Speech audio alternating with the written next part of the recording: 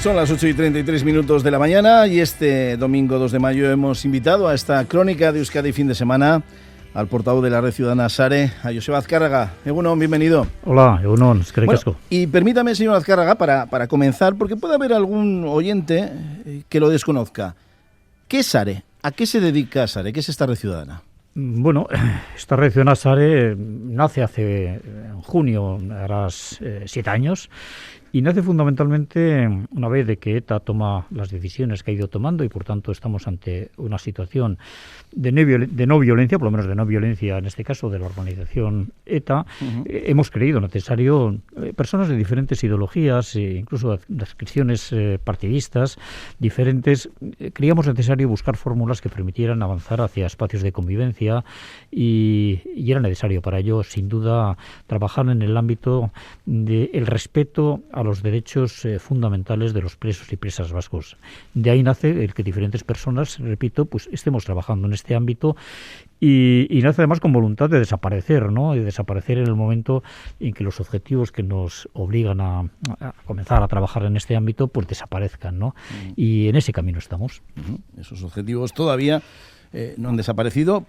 Esta semana, el pasado viernes creo, hubo 3 nuevos acercamientos de presos. Está tocando a su fin, en este caso, la política penitenciaria de dispersión. Bueno, poco a poco se avanza en ese camino. Yo hablaría más que de dispersión de alejamiento, ¿no? Porque dispersión se puede producir en las 4 centros penitenciarios de Euskal Herria, ¿no? Por lo tanto, la política de alejamiento es la que fundamentalmente ha creado mucho sufrimiento y sobre todo al colectivo familiar, que es el que se ha tenido que mover y recorrer en ocasiones hasta 1.000 kilómetros de ida, más 1.000 de vuelta, ¿no? Para visitas de 40 minutos, ¿no?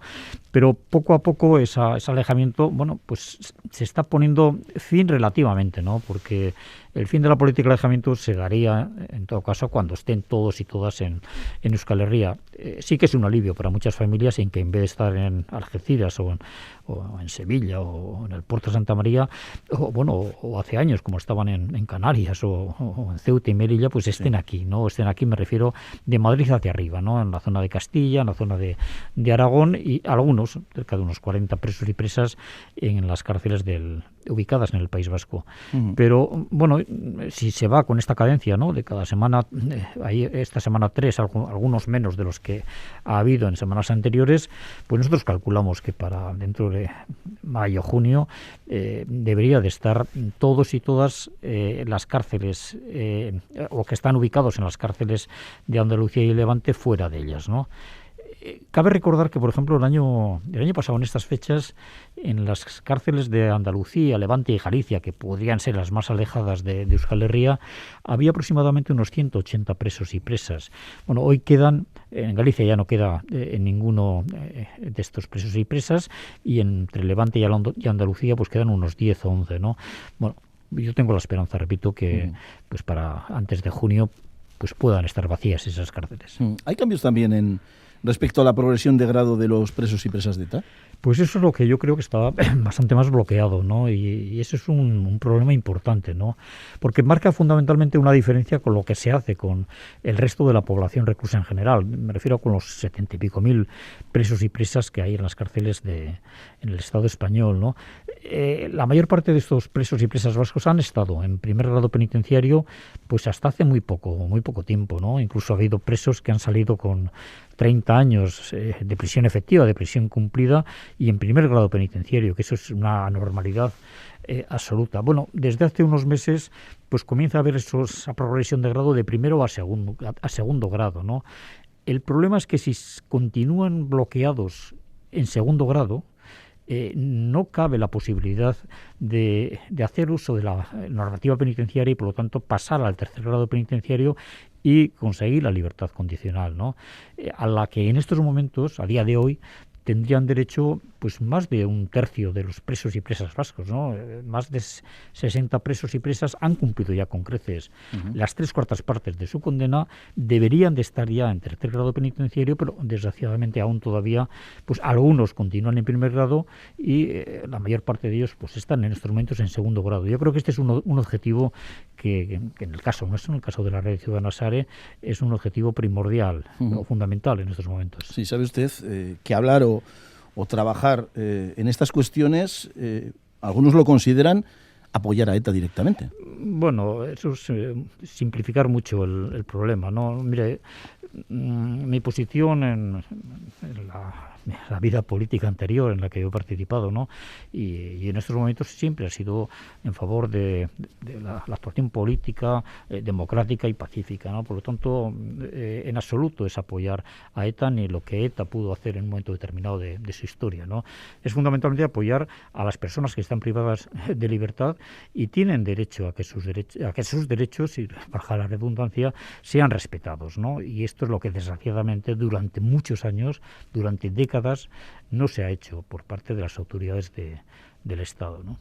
Pero da la impresión, señor Azcárraga, que ETA, disuelta hace años, y sus presos y presas siguen siendo argumentos para algunas formaciones políticas. Sí, claro, escuchas algunas declaraciones políticas de algunos partidos, fundamentalmente de la derecha, y te encuentras con que da la impresión de que hay una especie de, de pena porque ETA haya desaparecido, ¿no? Porque, claro, utilizar a ETA para un roto y un descosido, ¿no? ETA sirve ya para todo, ¿no? ETA ya desapareció, ¿no? ETA ya tomó la decisión que tomó ya hace, ahora mismo, yo creo que ayer hizo ya 3 años que tomó la decisión definitivamente de autodisolverse, ¿no? Con lo cual, dejemos a ETA y a su historia, ahí queda, ¿no? Y por tanto ahora preocupémonos de qué pasos tenemos que dar entre todos y todas para buscar esos espacios de convivencia en que nuestro país está necesitado después de décadas y décadas de confrontación, de sufrimiento, de mucho sufrimiento, ¿no? Permítame al respecto una cuestión, porque estos días el Partido Popular, aprovechando además los actos de la campaña madrileña, ha propuesto que las víctimas de ETA tengan voz sobre la situación de los presos, sobre la ejecución de penas, sobre las decisiones judiciales o de las autoridades penitenciarias. ¿Qué le parece? Pues mire, la verdad que preocupa que un partido político supuestamente constitucionalista, ¿no?, pues quiera dejar en manos de personas individuales, víctimas o no, pero en este caso víctimas, ¿no?, la decisión sobre lo que tiene que ser la política penitenciaria, ¿no? El desarrollo de la política penitenciaria corresponde a los gobiernos, ¿no?, aquel que tenga la competencia, ¿no? Por tanto, me parece una barbaridad, pero en cualquier caso, mire, yo casi me fío mucho más de lo que las víctimas, de manera individual, no hablo de las asociaciones de víctimas, las víctimas de manera individual planteen en lo que tiene que ser la política penitenciaria, que no es su cometido, ¿verdad?, pero si lo plantearan, me fiaría mucho más de lo que plantearía en este caso el Partido Popular. Yo no he escuchado nunca a ninguna víctima de manera individual decir que las familias de los presos y presas vascas tengan que recorrer cientos de kilómetros para visitarles. Yo nunca les he escuchado ningún afán de venganza, de revancha, y sí que siempre les he escuchado la necesidad de que no se les utilice como una arma arrojadiza contra el contrario. Es decir, que se respete su dolor, y eso es lo que creo que todos y todas debemos de hacer. Usted mismo ha estado visitando en la cárcel a algunos presos. Lo hacen de forma muy discreta. ¿Qué les cuentan los encarcelados? Bueno, mire, desde la Red Ciudadana SARE hemos creído siempre que, así como hay mucha gente que habla de las víctimas, pero habla poco con las víctimas, nosotros también hemos considerado que es necesario también conocer la opinión de los presos y presas, saber qué piensan en estos momentos sobre los pasos que se están dando, sobre lo que nosotros como Red Ciudadana estamos haciendo. Y bueno, con ese objetivo, pues los hemos visitado en muchas prisiones de Andalucía, de Levante, de Galicia también, en el momento en que estaban allí, y lo seguiremos haciendo, ¿no? Y queremos saber su opinión. Yo creo que es gente que está ilusionado ante un nuevo momento que se va abriendo, ¿no?, y ante una nueva política penitenciaria que por fin se pone en funcionamiento por parte del gobierno central, ¿no? Y por tanto, hay esperanza en que esto sea un camino de no retorno, y que al fin de esa política de alejamiento, o cuando menos de más acercamiento, se una también cómo buscamos un camino entre todos para acercarlos a sus casas, ¿no? Y eso se puede hacer a través de la propia normativa penitenciaria y con las aplicaciones, como comentábamos antes, de las progresiones de grado y las libertades condicionales, y es ahí donde yo creo que tenemos que insistir mucho a partir de estos momentos, ¿no? ¿Esa posición es mayoritaria entre el colectivo? Sí, yo diría, no voy a hablar de unanimidad, pero a excepción de 5 o 6, 7 presos o presas, el resto, los 200 y pico presos y presas, hicieron una apuesta determinada hace ya bastante tiempo y en esa apuesta se mantienen y yo creo que están haciéndolo pues muy correctamente, ¿no? ¿Se sigue haciendo, igual no, una diferenciación con los presos vascos respecto al resto de reclusos? Sí, claro, por supuesto. Hay una política, o ha habido fundamentalmente una política de carácter excepcional que se ha visto reflejada en muchas actitudes, ¿no? La propia política de alejamiento es un régimen de excepcionalidad. La no progresión de grado en la medida que progresan otros presos y presas, sin duda es una medida de carácter excepcional. La no aplicación de el cómputo de penas de aquellos presos y presas que han cumplido condenas en cárceles francesas y después han sido extraditadas al Estado español, sin duda es una medida de carácter excepcional, o que presos y presas de más de 70 años y en algunas ocasiones con graves enfermedades se les mantenga privados de libertad, es una medida excepcional que no se aplica al resto de la población reclusa en general en las cárceles de España, ¿no? Con lo cual estamos ante un régimen de excepcionalidad que tenemos que ir poniéndolo a fin, ¿no? Poco a poco, con la política de alejamiento se va poniendo fin a esta situación, pero todavía nos falta un largo camino que recorrer. ¿Y cómo valoras, Are, la transferencia de prisiones a Euskadi? Pues mire, igual comenzamos por el principio en lo que supone esa transferencia para la comunidad autónoma del País Vasco, ¿no? Primero, en el nombramiento de la persona que en principio está destinado a dirigir este proceso, que es el juez Jaime Tapia. Yo creo que es un acierto. Conozco muy bien a Jaime y me parece que es un juez profesional, un hombre con una gran profundidad humanista, ¿no? Y por tanto yo tengo plena confianza en que la gestión que va a desarrollar pues va a ser positiva, ¿no? Luego ha habido declaraciones de manera continuada, todavía ayer mismo, por parte de responsables políticos del gobierno vasco, en la que yo coincido, ¿no? Que es que no se va a hacer ninguna diferencia en lo que es la aplicación. Sí, creo que lo dijo Artolazabal, ¿no? La consejera. Sí, no recuerdo si fue ella o... pero es posible que fuera la consejera, ¿no? Que no se iba a hacer ningún tipo de diferenciación en la aplicación de la normativa penitenciaria en el caso de los presos y presas que pudieron pertenecer a la organización ya desaparecida ETA, ¿no? Pues está muy bien, es lo lógico, ¿no? Nosotros no pedimos otra cosa más que no haya diferenciaciones, que se aplique la misma normativa penitenciaria en el caso de los presos y presas vascos, ¿no? Por tanto, pues yo comparto plenamente. Y luego hay un campo de actuación por parte del gobierno vasco, una vez se produzca la transferencia, que es importante. Si bien lo que se transfiere es el desarrollo de la política penitenciaria del Estado, es decir, que no habrá una capacidad absoluta para desarrollar una política penitenciaria propia, sí que es cierto que hay un margen de actuación muy importante en lo que es la propia progresión de grados, ¿no? Lo que es la gestión del personal al servicio de la administración penitenciaria ubicados en la Comunidad Autónoma del País Vasco, y por tanto hay un campo de actuación que yo confío que sea positivo. Ahora, ¿qué se va a hacer después todavía con todos los presos y presas que están fuera de cárceles ubicadas en Euskal Herria? Bueno, si se hace como en Cataluña, que se crea una comisión mixta entre el gobierno de Cataluña y el Estado, y que a esa comisión mixta se van dirigiendo las peticiones de presos catalanes que han estado cumpliendo condena en otras cárceles del Estado para que sean trasladados a la Comunidad de Cataluña, pues me imagino que será una decisión muy similar y por tanto, pues esperamos también que en un plazo relativamente breve, una vez conseguida la transferencia en su totalidad, pues todos estos presos y presas que aún se mantienen en cárceles pues de Castilla, de Aragón, etcétera, pues vayan retornando a estas cárceles y a partir de aquí se les vaya aplicando la normativa penitenciaria con mucha normalidad, ¿no?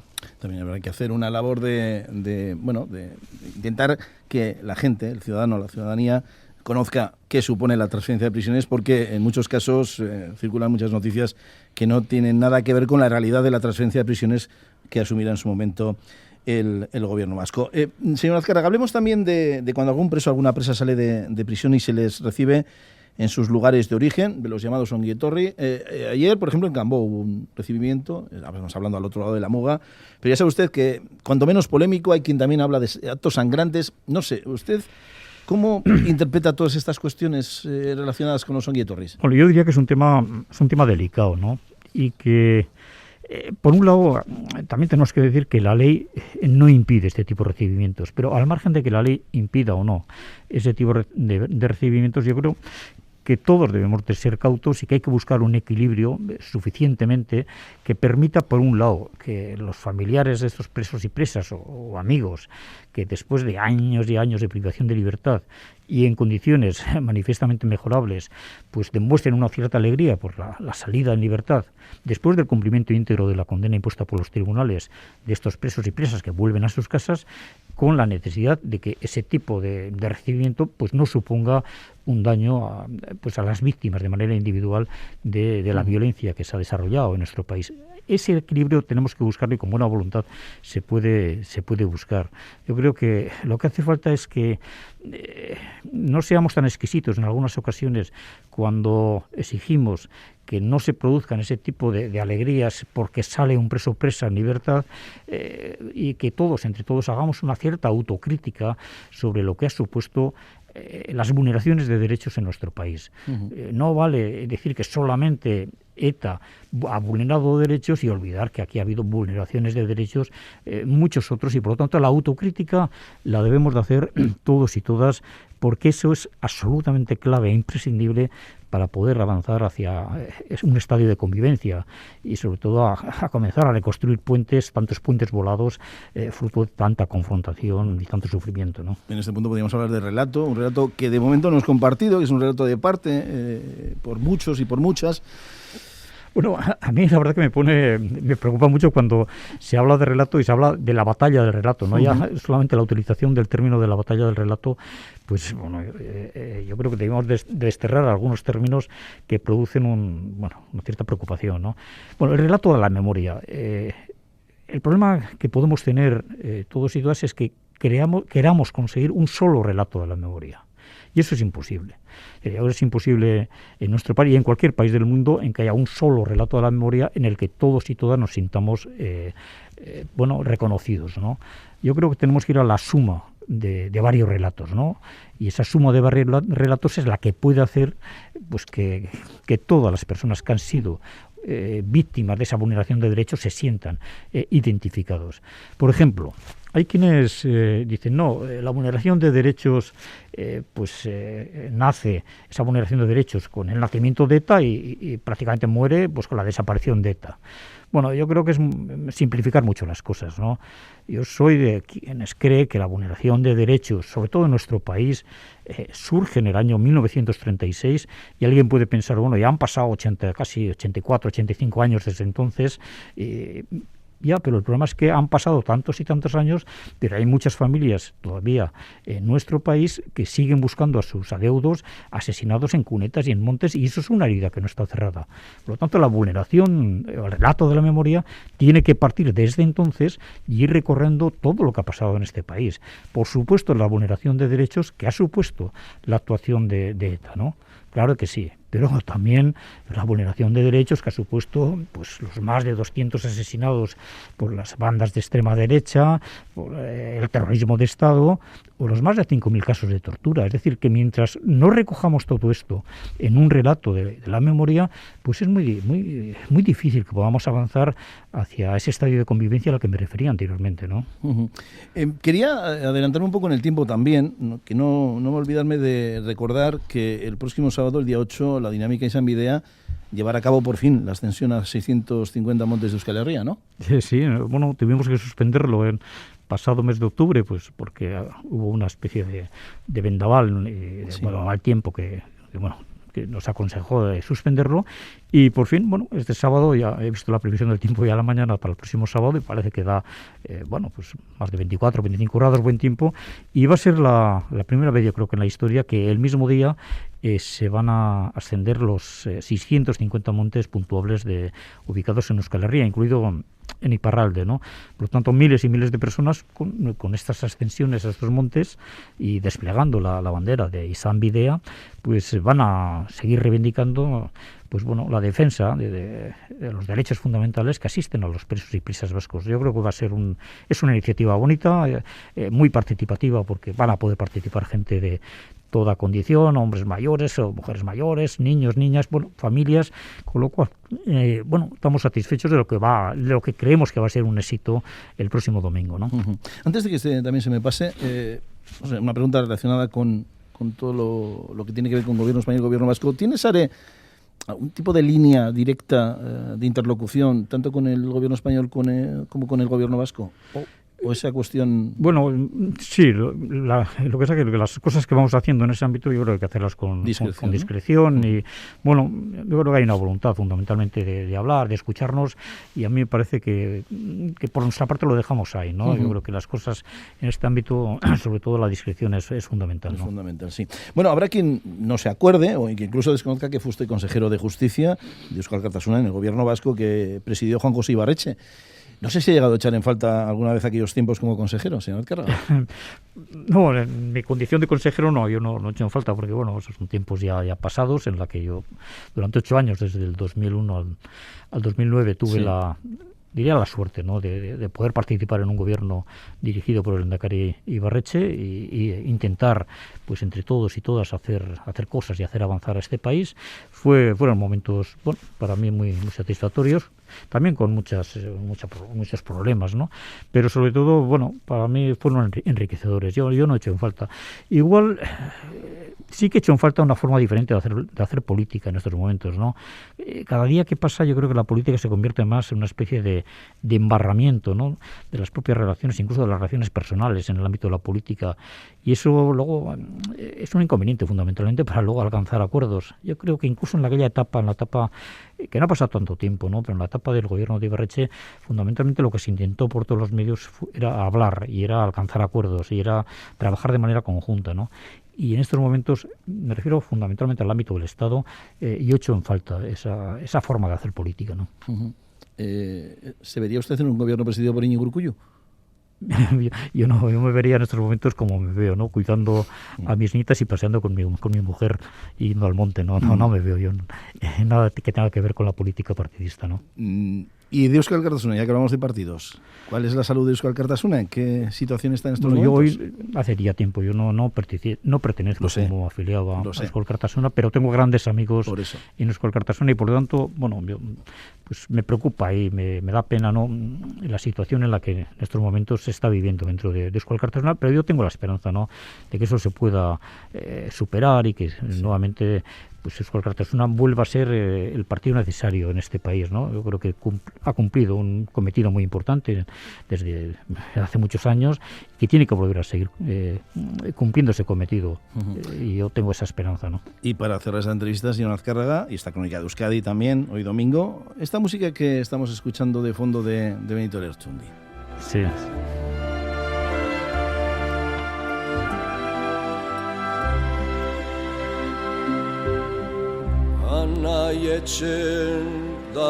Un tema que ha elegido usted.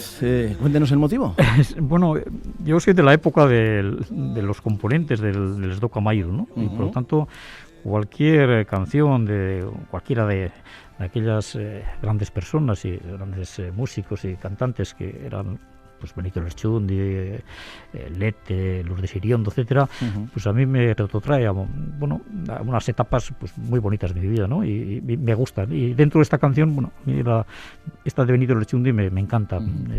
Creo que es de mucha profundidad, ¿no? Un poquito de nostalgia no viene mal de vez en cuando, señor Azcárraga. Le agradezco mucho que haya compartido estos minutos en Radio Euskadi, en esta crónica de Euskadi fin de semana. Que tenga un buen domingo, cuídese. Igualmente, eskerrik asko. Un saludo. Ahí.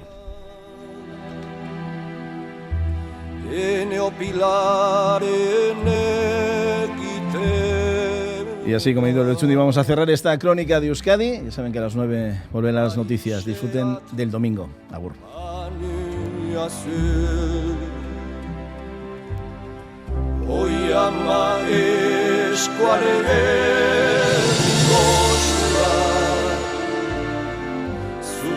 Ikurrun triste manoa. Adios gaixo etxeen dena.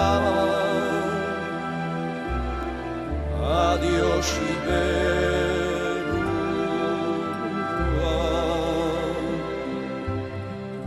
Oiama eskualeren goxua,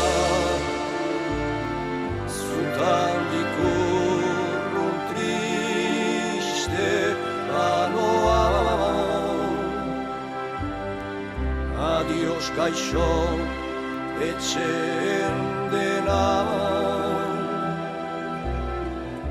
adiós Iberua.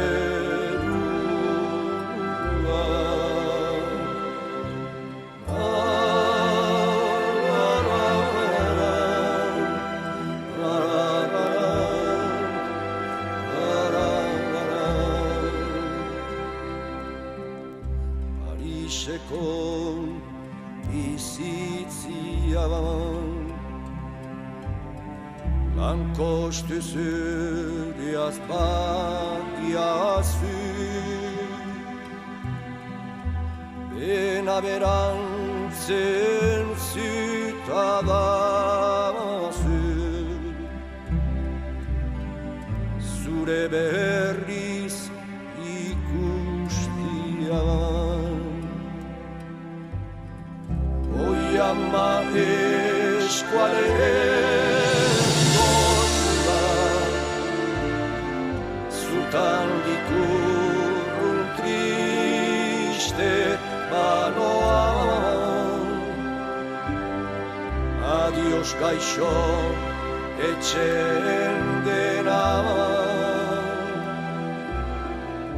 adiós Iberua.